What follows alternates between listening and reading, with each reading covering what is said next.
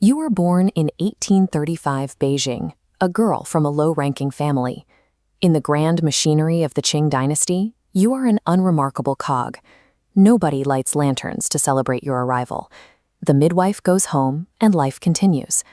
Cixi realized early that in a world where women could not own property or hold office, the only real currency was perception. She spent her childhood watching her brothers, learning to read in secret, and mastering the subtle architecture of conversation and etiquette. At 16, she was forced into the shufan, the mandatory selection of beautiful women for the emperor's harem. It was a cattle call in silk.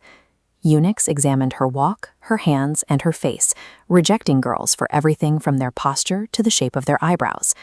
Success required walking a razor-thin line. She had to be impressive enough to catch the emperor's eye, but she couldn't appear so ambitious that the court would view her as a threat to the established hierarchy. Cixi passed the evaluation, trading the obscurity of her childhood for a life inside a compound of 9,999 rooms. She had entered the Forbidden City, the world's most opulent prison.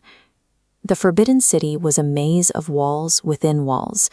Once Cixi passed through these gates, she was cut off from the world. It was a place of isolation, where thousands of people lived, worked, and died, without ever seeing the streets of Beijing again.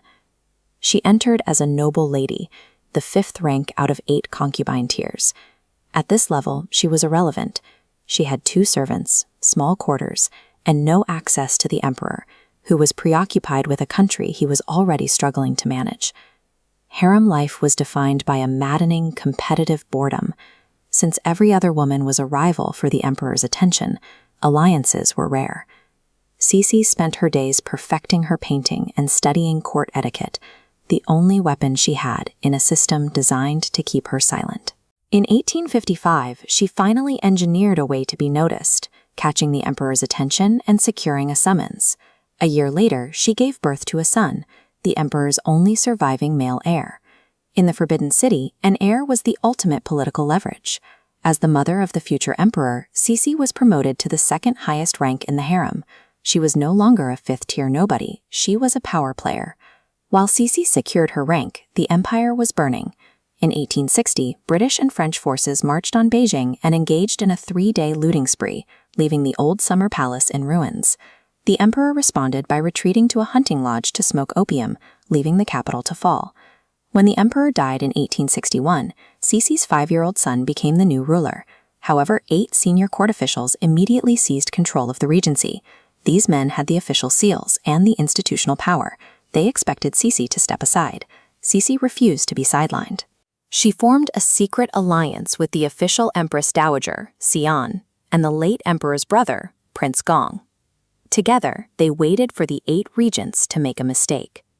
On November 2, 1861, Cixi launched a palace coup. It was clean and absolute. She arrested the regents, forced the leaders to commit suicide, and took total control of the government.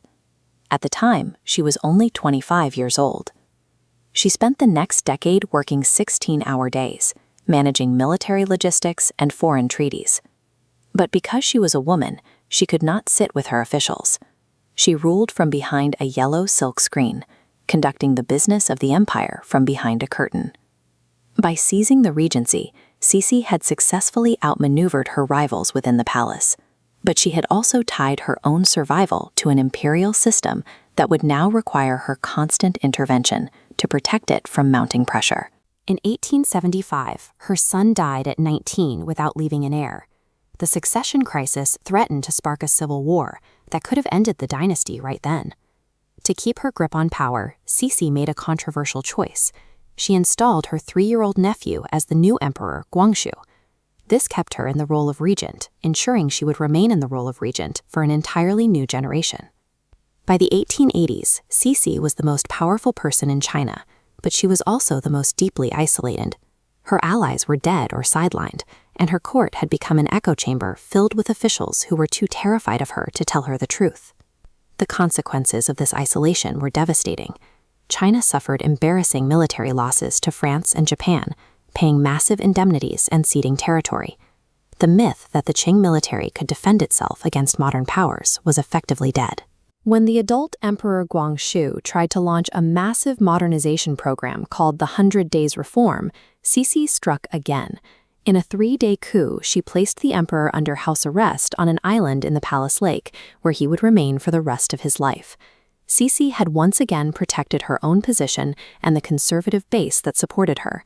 However, she had also halted China's last major opportunity for internal reform before the next crisis arrived.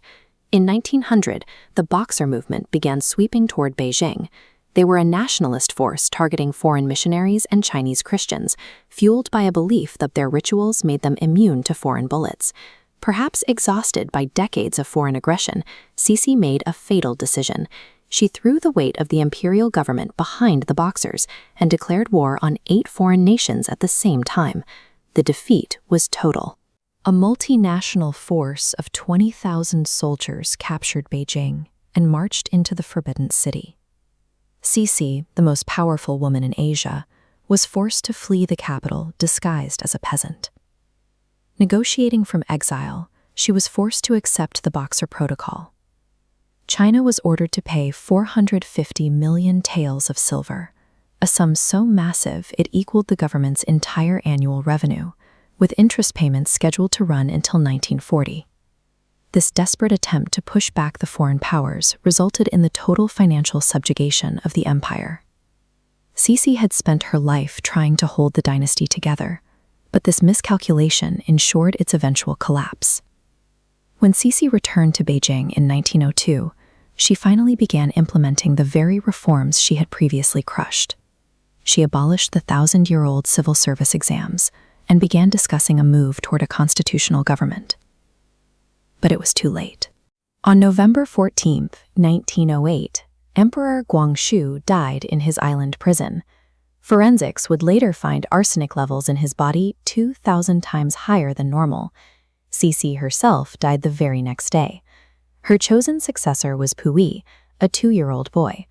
Without Cixi's iron will to maintain the court's balance, the dynasty collapsed just 3 years later, replaced by the republic she had spent her life trying to prevent. Cixi's journey remains one of the most improbable in history. She rose from an unremarkable 5th-tier concubine to the absolute ruler of the Earth's largest empire, holding power for nearly 5 decades in a system designed to make her invisible. On her deathbed, she issued one final instruction: that women should never again be allowed to wield political power in China. History remains divided on her legacy. She was either the ruthless survivor who kept the empire alive decades past its time, or the primary architect of its destruction. But one thing is certain: she changed the shape of Chinese history from